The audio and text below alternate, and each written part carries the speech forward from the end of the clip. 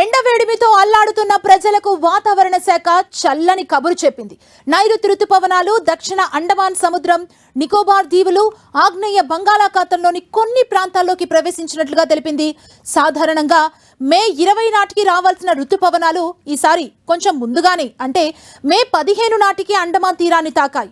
ఆగ్నేయ దిశ నుంచి వీస్తున్న బలమైన గాలులు రుతుపవనాల కదలికల్ని వేగవంతం చేస్తున్నాయని, ఫలితంగా దేశంలోని ఇతర ప్రాంతాలకు వర్షాలు సకాలంలో అందే అవకాశం ఉందని వాతావరణ నిపుణులు అంచనా వేస్తున్నారు. ఇదే అంశానికి సంబంధించి మరిన్ని డీటెయిల్స్ మా ప్రతినిధి విజయ్ చంద్రన్ అందిస్తారు. విజయ్ చంద్రన్,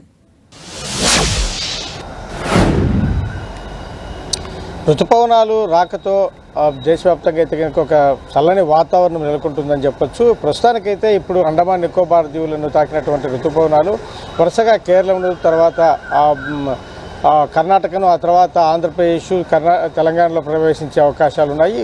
అయితే గాలుల వేగాన్ని బట్టి ఇవి ఎంత వేగంగా వస్తాయని మటుకు చూడాల్సింది. అయితే వారం రోజుల ముందుగానే ఋతుపవనాలు ప్రవేశించాయని చెప్పేసి వాతావరణ శాఖ అధికారులు చెప్తున్నారు. ఈ నేపథ్యంలో కొంత ఇంకా ఆ వేడిగాలు అయితే కనుక కొంతకాలం అయితే ఉండే అవకాశం అయితే కనపడతా ఉంది.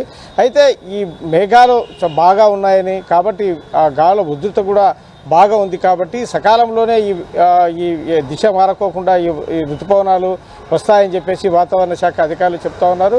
అయితే కొంతకాలం మటుకు ఈ ఋతుపవనాలు రాష్ట్ర వ్యాప్తంగా ప్రవేశించేంత వరకు కూడాను ఈ వేడిగాలు అట్లే కొనసాగే అవకాశం ఉందని కూడా వాతావరణ శాఖ అధికారులు చెప్తా ఉన్నారు. నైరుతి బంగాళాఖాతంలో అల్పపీడనము, తర్వాత ఇవాళ ఈ అండమాన్ నికోబార్ దీవులకు సంబంధించి ఈ ఋతుపవనాల కారణంగా తెలంగాణలో కొంచెం తేలికపాటి వర్షాలు, రాయలసీమ ప్రాంతాల్లో ఒక మోస్తరు వర్షాలు ఇటీవల కాలంలో కురిసే అవకాశం ఉందని చెప్తున్నారు. అంతేకాకుండా గంటకు 30 నుంచి 40 కిలోమీటర్ల వేగంతో ఈదురుగాలు కూడా వీచే అవకాశం ఉందని చెప్తా ఉన్నారు. ఈ అండమాన్ నికోబార్ దీవులు, ఆగ్నేయ బంగాళాఖాతంలో కొన్ని ప్రాంతాల్లో ఇప్పటికే అధికారికంగా ఈ ఋతుపవనాలు ప్రవేశించినట్లుగా ఈ వాతావరణ శాఖ అధికారులు స్పష్టం చేస్తా ఉన్నారు. థాంక్యూ విజయ్ చంద్రన్.